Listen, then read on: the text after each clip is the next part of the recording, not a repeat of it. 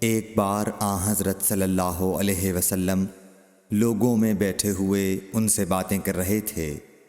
اتنے میں ایک دیہاتی آپ کے پاس آیا اور پوچھنے لگا کہ قیامت کب آئے گی۔ آپ صلی اللہ علیہ وسلم اپنی گفتگو میں مصروف رہے۔ بعض لوگ جو مجلس میں تھے کہنے لگے، آپ صلی اللہ علیہ وسلم نے دیہاتی کی بات سنی لیکن پسند نہیں کی، اور بعض کہنے لگے کہ نہیں، بلکہ آپ نے اس کی بات سنی ہی نہیں۔ جب آپ اپنی باتیں پوری کر چکے تو میں سمجھتا ہوں کہ آپ صلی اللہ علیہ وسلم نے یوں فرمایا، وہ قیامت کے بارے میں پوچھنے والا کہاں گیا؟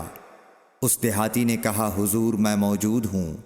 آپ نے فرمایا کہ جب امانت ایمانداری دنیا سے اٹھ جائے تو قیامت قائم ہونے کا انتظار کر۔ اس نے کہا، ایمانداری اٹھنے کا کیا مطلب ہے؟ آپ صلی اللہ علیہ وسلم نے فرمایا کہ جب حکومت کے کاروبار نالائق لوگوں کو سونپ دیے جائیں تو قیامت کا انتظار کر۔ صحیح بخاری حدیث نمبر 59۔ عبداللہ بن عمرو نے کہا کہ ایک سفر میں جو ہم نے کیا تھا، حضرت صلی اللہ علیہ وسلم ہم سے پیچھے رہ گئے، اور آپ صلی اللہ علیہ وسلم ہم سے اس وقت ملے جب عصر کی نماز کا وقت آن پہنچا تھا۔ ہم جلدی جلدی وضو کر رہے تھے، پس پاؤں کو خوب دھونے کے بدل ہم یوں ہی سا دھو رہے تھے۔ یہ حال دیکھ کر آپ صلی اللہ علیہ وسلم نے بلند آواز سے پکارا، دیکھو ایڑیوں کی خرابی دوزخ سے ہونے والی ہے۔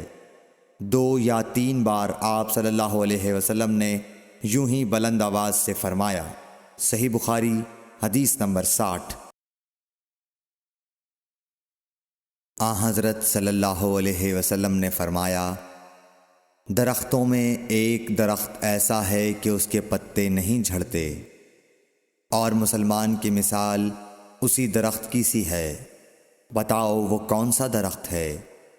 یہ سن کر لوگوں کا خیال جنگل کی طرف دوڑا۔ عبداللہ رضی اللہ تعالی عنہ نے کہا، میرے دل میں آیا کہ وہ کھجور کا درخت ہے، مگر میں اپنی کم سنی کی شرم سے نہ بولا۔ آخر صحابہ نے حضرت صلی اللہ علیہ وسلم سے پوچھا کہ وہ کون سا درخت ہے؟ آپ نے فرمایا، وہ کھجور کا درخت ہے۔ صحیح بخاری حدیث نمبر 61۔ حضرت صلی اللہ علیہ وسلم نے فرمایا، درختوں میں سے ایک درخت ایسا ہے کہ اس کے پتے نہیں جھڑتے، اور مسلمان کی بھی یہی مثال ہے، بتلاؤ وہ کون سا درخت ہے؟ یہ سن کر لوگوں کے خیالات جنگل کے درختوں میں چلے گئے۔ عبداللہ نے کہا کہ میرے دل میں آیا کہ بتلا دوں کہ وہ کھجور کا درخت ہے، لیکن وہاں بہت بزرگ موجود تھے، اس لیے مجھ کو شرم آئی۔ آخر صحابہ نے عرض کیا، یا رسول اللہ، آپ ہی بیان فرما دیجئے۔ آپ صلی اللہ علیہ وسلم نے بتلایا کہ وہ کھجور کا درخت ہے۔ صحیح بخاری حدیث نمبر 62۔ حضرت صلی اللہ علیہ وآلہ وسلم ایک بار مسجد میں بیٹھے ہوئے تھے۔ اتنے میں ایک شخص اونٹ پر سوار ہو کر آیا اور اونٹ کو مسجد میں بٹھا کر باندھ دیا۔ پھر پوچھنے لگا، بھائیو تم لوگوں میں محمد کون سے ہیں؟ حضرت صلی اللہ علیہ وسلم اس وقت لوگوں میں تکیہ لگائے بیٹھے ہوئے تھے۔ ہم نے کہا، حضرت محمد صلی اللہ علیہ وسلم یہ سفید رنگ والے بزرگ ہیں جو تکیہ لگائے ہوئے تشریف فرما ہیں۔